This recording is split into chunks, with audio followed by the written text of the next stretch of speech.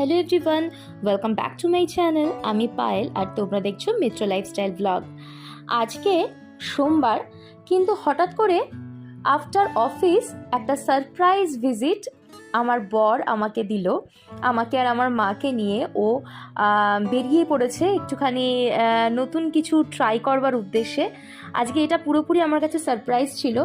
আজকে আমরা চলে এসেছি একটা সুন্দর জায়গাতে, যেটা হচ্ছে দাওয়াতে কাশ্মীরি।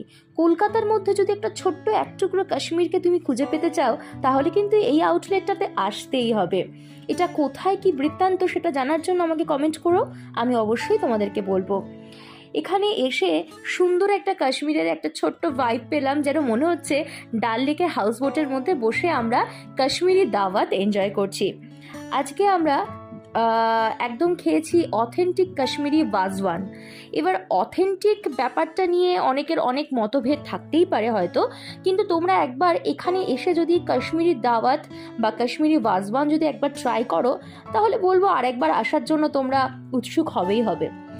একটুখানি এক্সপেন্সিভ হতেই পারে, কিন্তু তা বলে এরকমটা নয় যে কোনো আইটেম তোমরা ফেলে দিতে পারবে।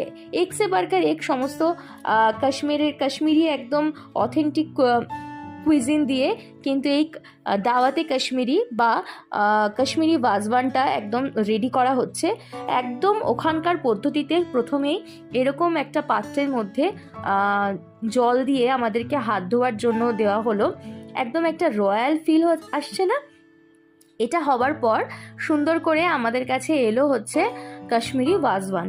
আমরা দুজনার শেয়ারেবল কম্বো মানে ওয়াজওয়ানটা নিয়েছিলাম, যেটার প্রাইস পড়েছিল মোটামুটি 6,000-এর মতন।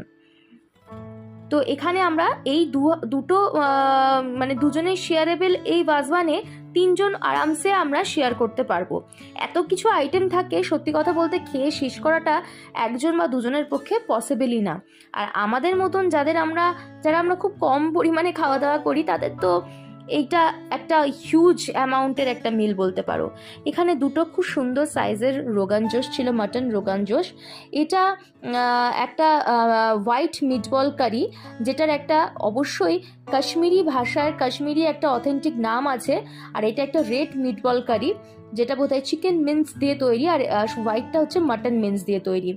আর সব থেকে বেশি আমার যেটা ডিলিশিয়াস লেগেছে সেটা হচ্ছে এই মাটন ঘি রোস্ট। এটা অসাধারণ খেতে। আমার খাওয়া বেস্ট মাটন ঘি রোস্ট হচ্ছে এটা। তোমরা অবশ্যই একবার এই কাশ্মীরি দাওয়াতে কাশ্মীরিতে ভিজিট করতেই পারো। ভিডিওটা ভালো লাগলে একটা লাইক করো, চ্যানেলে নতুন হয়ে থাকলে সাবস্ক্রাইব করো।